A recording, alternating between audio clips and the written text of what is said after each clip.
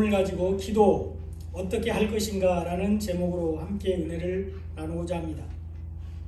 오늘 말씀은 바울이 로마 감옥에서 에베소 성도들에게 보낸 편지입니다. 이 편지에서 바울은 기도에 대해서 말하고 있는데 어떻게 기도해야 되며 또 누구를 위해서 기도해야 되는지 말해주고 있습니다. 오늘 말씀을 통해서 기도가 무엇인지 한번 살펴보고요. 또 우리가 언제 어떻게 기도해야 되는지 살펴보면서 은혜를 나누고자 합니다. 여러분, 기도가 뭔지 잘 아시겠지만 기도는 우리가 마땅히 해야 할 성도의 본분입니다. 그러므로 성경에서는 항상 쉬지 말고 기도하라고 말씀하고 있고 또 항상 기도하라고 말씀하고 있죠. 그만큼 기도는 중요하고 반드시 성도들이 해야 할 본분이기 때문입니다. 그리고 이 기도의 최고의 본을 보여주신 분이 계십니다. 누구시죠? 예수님입니다. 예수님께서 기도의 최고의 본을 보여주셨습니다. 예수님은 기도가 습관이 되셨을 정도로 항상 기도하셨습니다. 새벽에도 기도하시고 또 산에 올라가서 기도하시고 그 바쁜 중에도 따로 시간을 내서 기도하셨습니다. 그리고 우리에게도 기도하라고 대표적으로 가르쳐 주신 기도가 바로 주기도문입니다. 그래서 이 주기도문의 내용을 한번 살펴보겠습니다. 주기도문은 성경에 두 군데 나옵니다. 마태복음 6장 9절로 13절에 나오고 또 누가복음 11장 2절로 4절에 나옵니다. 그런데 이제 누가복음 2장 11장 2절로 4절에는 간략하게 요약해서 나오고요.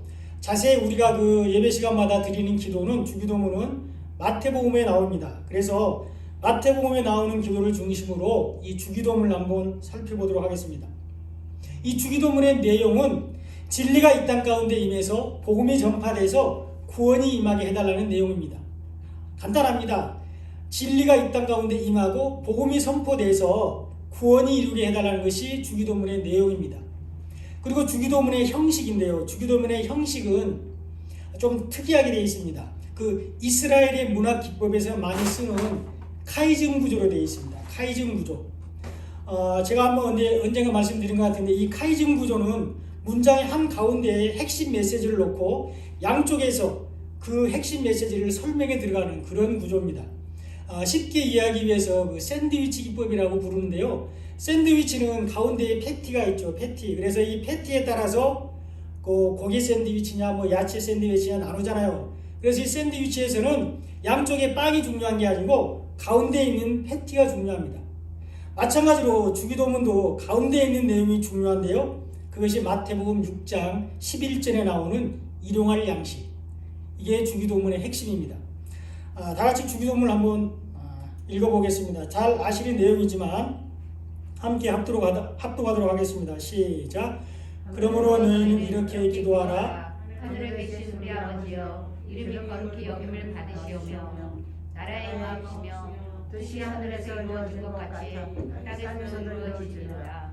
오늘 우리에게 일용할 양식을 주옵시고 우리가 우리의 죄 지은 자를 사하여 준 것 같이 우리 죄를 사하여 주시옵고 우리를 시험에 들게 하지 마시옵고 다만 악에서 구하시옵소서. 나라와 권세와 영광이 아버지께 영원히 쌓옵나이다. 아멘. 이 주기도문의 핵심은 아까 말씀드린 대로 11절 오늘 우리에게 일용할 양식을 주옵소서. 이 말씀이 주기도문의 핵심입니다. 예수님께서 우리에게 기도를 직접 가르쳐 주시면서 일용할 양식을 구하라고 말씀하고 있습니다. 그만큼 우리에게 일용할 양식이 중요하기 때문입니다. 이 일용할 양식은 우리의 생명을 유지하기 위해서 꼭 필요한 소중한 것입니다. 그래서 예수님은 우리에게 기도를 가르쳐 주시면서 이 가운데 핵심 부분에 일용할 양식을 구하라고 말씀하고 있습니다. 그런데 좀 이상한 것은 우리에게 일용할 양식을 구하라고 가르치신 예수님이 바로 이어서 똑같은 장 마태복음 6장 같은 장에서 9절부터 13절까지 주기도문을 가르쳐 주셨는데 그 바로 밑에 25절에서는 일용할 양식을 구하지 말라고 가르쳐 주고 있습니다. 이렇게 되어 있습니다. 그러므로 내가 너희에게 이르노니 목숨을 위하여 무엇을 먹을까 무엇을 마실까 몸을 위하여 무엇을 입을까 염려하지 말라. 구하지 말라는 거죠. 걱정하지 말라는 것입니다. 목숨이 음식보다 중하지 아니하며 몸이 의복보다 중하지 아니하냐. 다 알고 계시다는 거예요. 예수님은 우리에게 먹고 마시는 것과 입을 것을 구하지 말라고 말씀하고 있습니다. 그리고 또 다시 한번 강조해서 이 말을 또 하십니다. 바로 이어서 나오는 31절에서 33절에서 이런 것들은 이방인들이 구하는 것이라고 말하고 있어요. 예수님을 믿지 않는 세상 사람들이 구하는 것이라고 말씀합니다. 자, 이 말씀도 같이 읽어보겠습니다. 같이 읽어봅니다. 시작. 그러므로 염려하여 이르기를 무엇을 먹을까, 무엇을 마실까, 무엇을 입을까 하지 말라. 이는 다 이방인들이 구하는 것이라.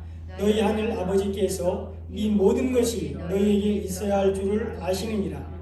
그런즉 너희는 먼저 그의 나라와 그의 의를 구하라. 그리하면 이 모든 것을 너희에게 더하시리라. 네, 이렇게 말씀하고 있습니다. 하나님은 육신의 몸을 먹고 있는 우리에게, 육신의 몸을 입고 있는 우리에게 먹고 마시는 것, 입는 것이 필요한지를 몰라서 이렇게 말씀하시는 것이 아니고요. 이미 다 알고 계시다는 거예요. 우리에게 그런 것들이 필요한다는 것을 이미 다 알고 계시기 때문에 이런 것들을 구하지 말라고 말씀하고 있습니다.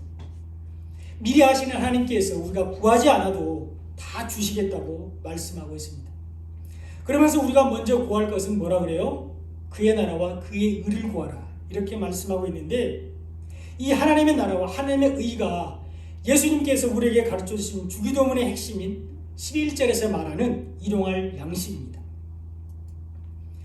그러므로 주기도문의 핵심인 11절의 일용할 양식은 우리의 육체를 위해서 먹고 마시고 입는 것이 아닌 것을 알 수가 있습니다. 여기서 말하는 일용할 양식이 육체적인 양식이 아니라는 것을 우리가 알 수 있습니다. 이 11절에서 말하는 일용할 양식은 바로 생명의 떡이 되신 예수 그리스도를 말씀하고 있습니다. 우리의 영원한 생명이 되시는 예수 그리스도를 나타내고 있습니다.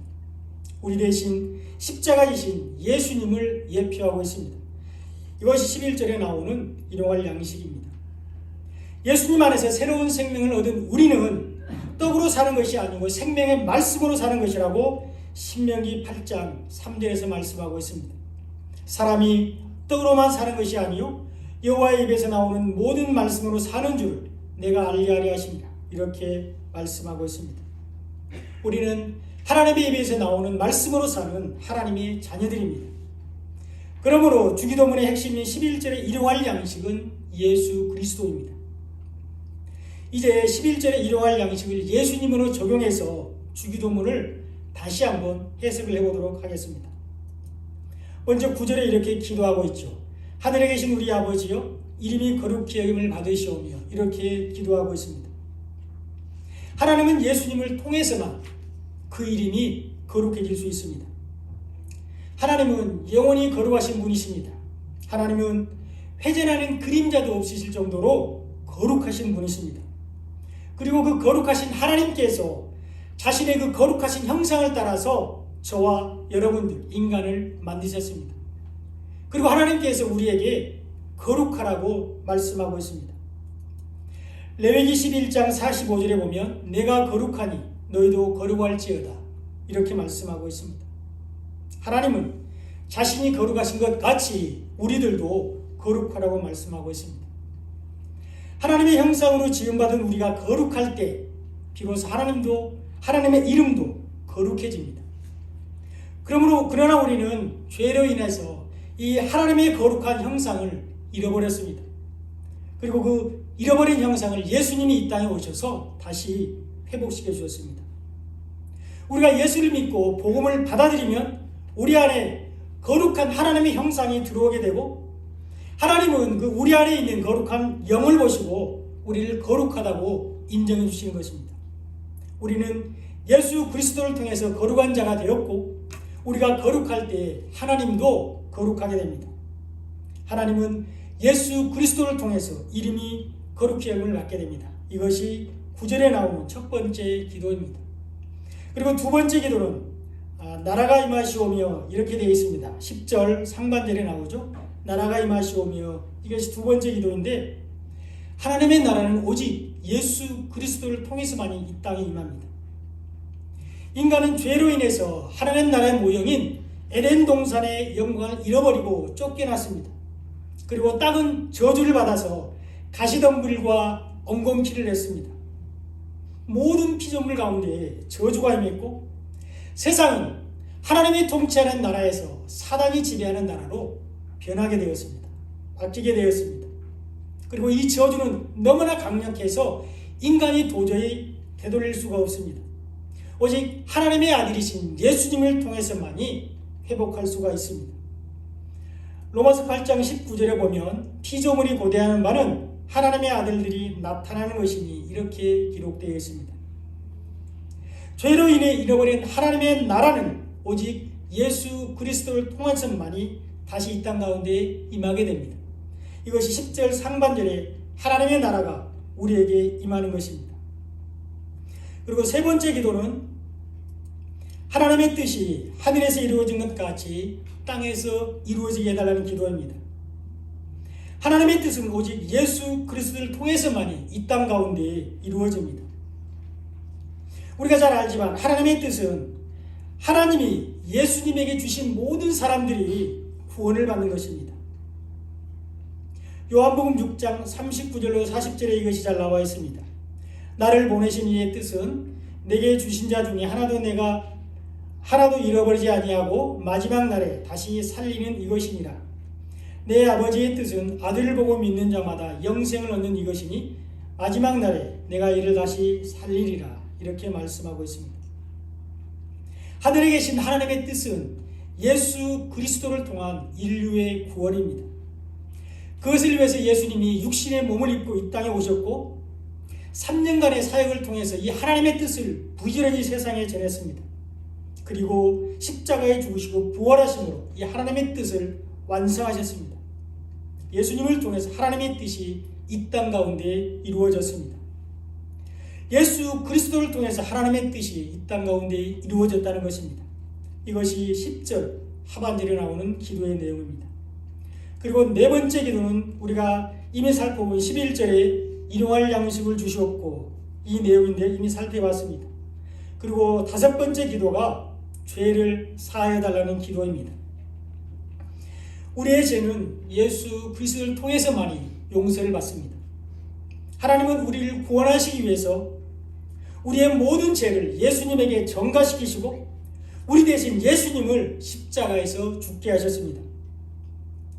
첫 아담의 죄가 우리에게 유전되어서 우리는 죄로 인해서 영원히 죽을 수밖에 없었는데 창세기 3장 15절의 언약을 따라서 여자의 후손으로 오신 둘째 아담이신 예수님께서 우리의 모든 죄를 용서해 주셨습니다.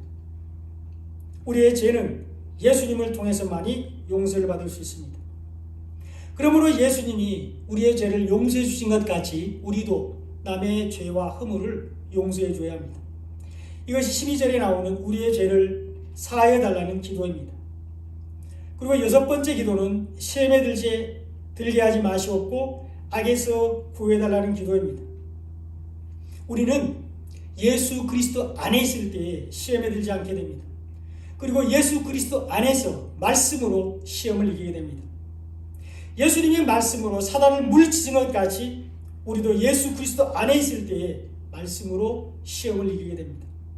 우리는 예수님 안에 있을 때 비로소 시험에 들지 않게 됩니다. 사단의 유혹에 빠지지 않게 되고 또 말씀으로 물리치게 됩니다. 그리고 성경에서 악은 하나님을 떠나가는 것이 악입니다. 윤리적으로 도덕적으로 잘못하는 것이 성경에서 말하는 악이 아니고 하나님을 떠나는 것이 악입니다. 그런데 우리가 예수 그리스도 안에 있으면 하나님과 연합한 자가 됩니다. 우리는 예수 그리스도 안에서 하나님과 화목한 자가 되는 것입니다. 그러나 우리는 예수 그리스도 안에 있을 때 하나님을 떠나는 악을 범하지 않고 하나님의 임재 안에서 살게 됩니다. 우리는 예수 그리스도를 통해서 악에서 구원을 받습니다. 이것이 13절 상반절의 기도입니다. 그리고 이제 마지막 일곱 번째 기도는 나라와 권세와 영광이 아버지께 영원히 있게 해달라는 기도입니다. 하나님의 나라와 하나님의 권세와 하나님의 영광은 오직 예수 그리스도를 통해서만이 아버지께 영원히 있게 됩니다. 우리가 살펴본 대로 하나님의 나라는 예수 그리스도를 통해서 이루어졌습니다. 그리고 하나님의 권세는 예수 그리스도가 우리를 대신해서 십자가에서 죽는 것이 하나님의 권세입니다. 잘 이해가 안 되지만 이것이 하나님의 권세입니다. 예수님은 섬김을 받으러 오신 것이 아니고 우리를 섬기려고 오셨습니다. 그리고 최고의 섬김은 십자가를 지나는 하나님의 말씀에 순종하는 것입니다. 이것이 최고의 섬김입니다. 예수님이 우리 대신 십자가에서 죽으시는 것이 하나님께 최고의 섬김이 되고 이것이 하나님의 권세가 된다는 것입니다. 그러므로 하나님의 권세는 예수님이 높아지고 존경을 받는 것이 아니라 철저하게 낮아지고 멸시와 천대를 받는 것입니다. 그래서 예수님은 죽기까지 낮아지셨고 매맞음과 침뱉음을 당하셨습니다. 역설적이지만 이것이 하나님의 권세입니다. 그리고 이 섬김이 하나님께 영광이 되었습니다. 예수님이 죽기까지 낮아지시고 멸시와 천대를 당하신 것이 하나님께 영광이 되었다는 것입니다. 우리에게 있는 하나님의 거룩한 형상, 우리가 잃어버렸던 그 하나님의 형상이 예수 그리스도 안에서 회복되었기 때문입니다. 우리가 죄로 인해 잃어버렸던 에덴 동산의 영광을 예수 그리스도를 통해서 다시 찾았기 때문입니다. 이것이 주기도문의 마지막 기도인 13절의 하반절의 내용입니다. 그러므로 주기도문의 핵심은 예수 그리스도입니다. 우리가 날마다 구해야 할, 날마다 우리가 기도해야 할 것은 바로 예수 그리스도입니다. 주기도문의 모든 내용이 예수 그리스도를 통해서 이루어지고 예수 그리스도를 통해서 성취가 되기 때문입니다. 그러므로 우리는 예수 그리스도를 구하는 기도를 매일 드려야 되는데 어떻게 하는 것이 예수 그리스도를 구하는 기도인지 살펴보고 또 우리가 어떻게 기도할 것인지 오늘 본문을 중심으로 살펴보도록 하겠습니다. 첫째, 우리는 어떻게 기도해야 할까요? 우리는 성령 안에서 기도해야 됩니다. 18절에 보면 모든 기도와 간구를 하되 성령 안에서 기도하고 이를 위하여 깨어 구하기를 항상 힘쓰며 여러 성도를 위하여 구하라 이렇게 말씀하고 있습니다. 바울은 모든 기도와 간구를 하되 오직 성령 안에서 기도하라고 권면하고 있습니다. 그러므로 우리는 성령 안에서 기도해야 합니다. 우리 안에 계신 성령님의 인도를 따라서 기도해야 됩니다. 성령께서 우리의 기도를 도와주십니다. 로마서 8장 26절에 보면 이와 같이 성령도 우리의 연약함을 도우시나니 우리는 마땅히 기도할 바를 알지 못하나 오직 성령이 말할 수 없는 탄식으로 우리를 위하여 친히 간구하시느니라 이렇게 기록되어 있습니다. 우리 안에 계신 성령이, 여러분 안에 계신 성령이 우리의 연약함을 도우시고 우리를 위해서 기도를 한다는 것입니다. 간구해 준다는 것입니다. 성령이 우리의 기도를 도와주십니다. 우리는 성령 안에서 기도해야 됩니다. 그러면 어떻게 하는 것이 성령 안에서 기도하는 것이 될까요? 성령 안에서 기도한다는 것은 바로 말씀 안에서 기도한다는 것을 말하고 있습니다. 우리 안에 계신 성령이 우리에게, 예수님께서 우리에게 주신 말씀을 생각나게 하십니다. 복음을 생각나게 한다는 것입니다. 그러므로 이 성령이 생각나게 하시는 말씀을 가지고 기도하는 것이 바로 성령 안에서 기도하는 것입니다. 그리고 성령 안에서 기도한다는 것은 하나님의 언약의 말씀을 붙들고 기도한다는 것을 말하고 있습니다. 성경에 약속된 하나님의 말씀을 가지고 기도하는 것이 성령 안에서 기도하는 것입니다. 그리고 성령 안에서 기도한다는 것은 이 하나님의 약속의 말씀이 이루어지게 해달라고 기도하는 것입니다. 하나님의 언약의 말씀을 이루어달라고 기도하는 것이 성령 안에서 기도하는 것입니다. 바울은 오늘 본문 18절에서 기도에 대해서 말하기 전에 이 바로 앞에 나오는 단락 10절로 17절에서는 에베소 교회 성도들에게 바로 말씀을 가질 것을 강력하게 권고하고 있습니다. 머리에서 발끝까지 말씀으로 무장하라고 권면하고 있습니다. 하나님의 전신갑주를 입고 사단을 물리치라고 권면하고 있습니다. 진리의 허리띠를 띠고 의의 호신경을 붙이라고 말씀하고 있습니다. 바울은 에베소 교회 성도들에게 율법의 신을 벗어버리고 복음의 신을 신으라고 강력하게 말하고 있습니다. 그리고 믿음의 방패를 가지고 악한 자의 모든 불화살을 멸하라고 말씀하고 있고요. 구원의 투구와 성령의 검, 곧 말씀을 가지라고 강력하게 권고하고 있습니다. 이렇게 바울은 에베소 교회 성도들에게 여러 가지 말로 여러 예를 들어서 설명했지만 한 가지로 말하면 말씀을 가지라는 것입니다. 생명의 말씀인 복음으로 무장하라는 것입니다. 이렇게 말씀을 가지고 복음으로 무장한 다음에 그 말씀을 가지고 말씀 안에서 기도하라고 말씀하고 있습니다. 이것이 18절에서 바울이 에베소 교회 성도들에게 권면한 내용입니다. 그러므로 우리는 내 뜻과 내가 처한 상황 안에서 기도하는 것이 아니라 성령 안에서 기도해야 됩니다. 내 말과 내 생각이 아니라 철저하게 하나님의 말씀 안에서 기도해야 된다는 것입니다. 이것이 주기도문에서 말하는 하나님의 나라와 의를 구하는 기도입니다. 우리는 성령 안에서 기도해야 합니다. 두 번째로 우리는 언제 기도해야 할까요? 우리는 항상 기도해야 됩니다. 18절에 보면 모든 기도와 간구를 하되 항상 성령 안에서 기도하고 이를 위하여 깨어 구하기를 항상 힘쓰며 여러 성도를 위하여 구하라 이렇게 말씀하고 있습니다. 바울은 우리에게 시간이 있을 때 또 특별할 때만 기도하지 말고 항상 기도하라고 말씀하고 있습니다.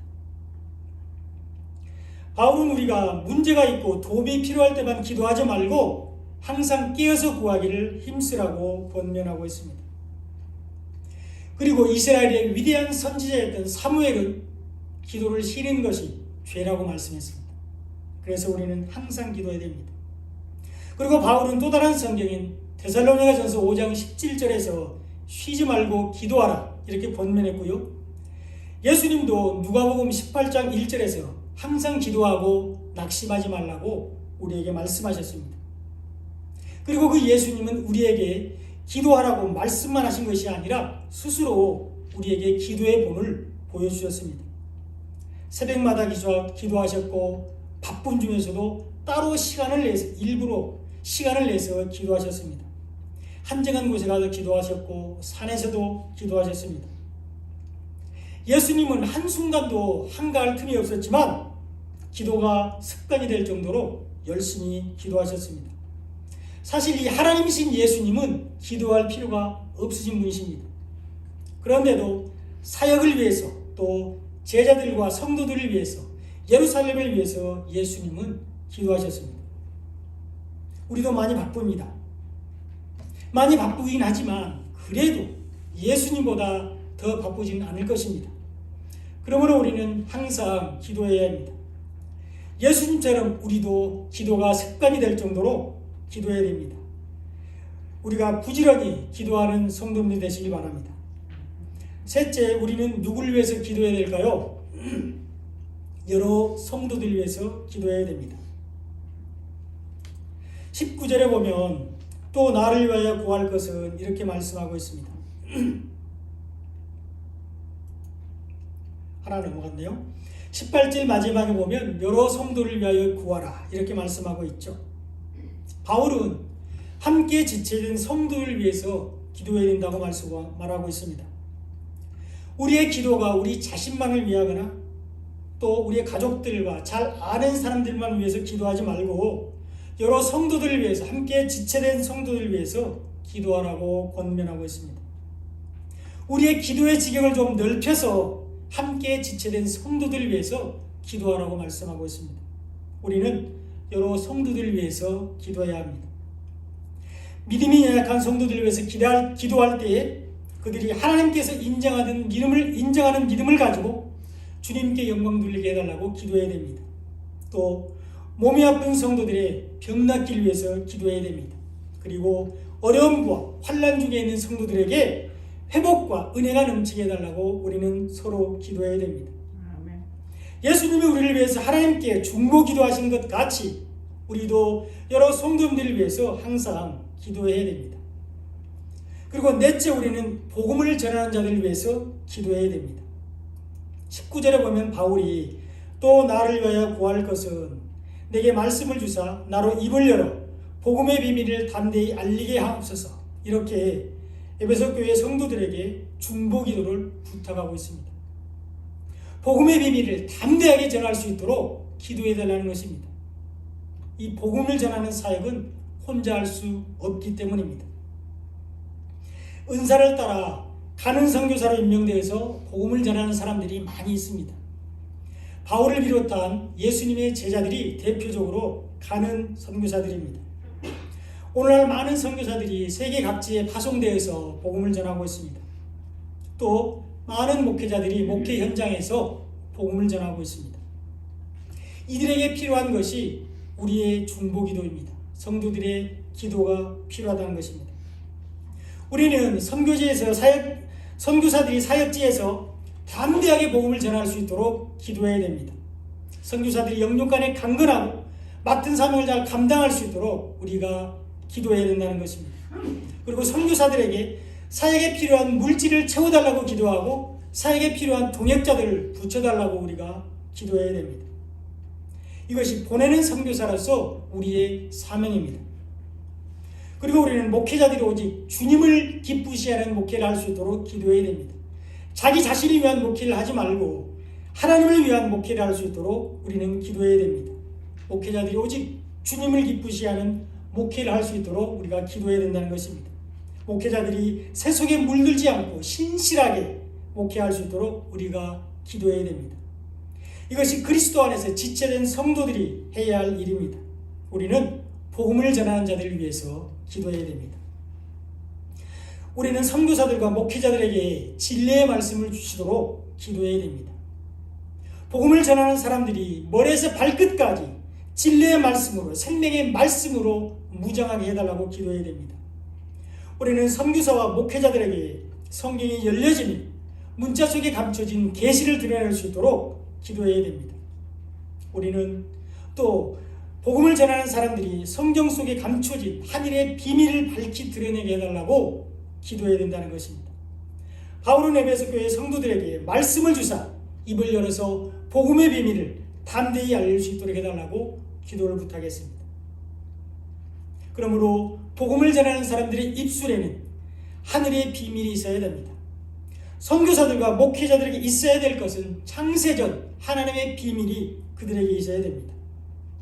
하나님의 나라를 전하는 자들에게 필요한 것은 창세기부터 요한계시록까지 모든 성경이 가르치고 있는 예수를 통한 인류의 구원을 가지고 있어야 된다는 것입니다. 하나님의 일꾼들에게 필요한 것은 놀라운 학력이 아닙니다. 화려한 스펙이 아닙니다. 든든한 배경이 아닙니다. 오직 예수님만이 그들에게 있어야 되는 것입니다. 한때 바울도 이런 것들을 자랑했습니다. 학력이나 스펙이나 배경을 자랑했습니다. 그런데 복음을 만난 후에는 배설물처럼 다 버린다고 말했습니다. 그리고 바울은 오직 십자가와 십자가에서 죽으시고 부활하신 예수님만 자랑했습니다. 이것이 우리의 자랑이 되어야 될 줄로 믿습니다. 오직 예수 그리스도를 아는 지식이 가장 고상합니다. 우리는 복음을 전하는 사람들이 하나님을 아는 지식에서 완전히 자랄 수 있도록 기도해야 됩니다. 우리는 선교사들과 목회자들이 아무것도 두려워하지 말고 하나님께서 맡기신 복음의 비밀을 담대하게 전하게 해달라고 기도해야 됩니다. 우리의 기도가 선교사들과 목회자들의 사역을 아름답게 합니다. 이제 말씀의 결론입니다. 기도는 우리가 마땅히 해야 할 성도의 본분입니다. 기도는 해도 되고 안 해도 되는 선택의 문제가 아닙니다.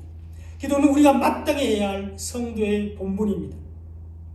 부지런히 기도에 무릎을 꿇는 저와 여러분들 되시기 바랍니다. 우리는 성령 안에서 기도해야 합니다. 우리 안에 계신 성령이 우리의 기도를 도와주십니다. 성령이 생각나게 하시는 말씀을 가지고 기도하시기 바랍니다. 이것이 하나님의 나라와 의를 구하는 기도입니다. 그리고 우리는 항상 기도해야 합니다. 쉬지 말고 기도해야 됩니다. 기도를 쉬는 것이 죄라고 했습니다. 우리도 예수님처럼 기도가 습관이 되는 저와 여러분들 되시기 바랍니다. 우리는 여러 성도들과 복음을 전하는 자들을 위해서 기도해야 합니다. 선교사들과 목회자들을 위해서 기도해야 됩니다. 그들에게 말씀을 주사 복음의 비밀을 담대히 전할 수 있도록 기도해야 됩니다. 사랑하는 여러분, 성도의 본분인 기도를 게을리하지 마시기 바랍니다. 성령 안에서 항상 기도하되 성도들을 위해서 기도하고 복음을 전하는 자들을 위해서 기도할 수 있길 바랍니다. 예수님이 우리를 위해서 중보하신 것처럼 우리도 성도들과 복음을 전하는 자들을 위해서 기도하시는 저와 성도님이 되시기를 예수님의 이름으로 간절히 축원드립니다. 아멘. 기도드리겠습니다.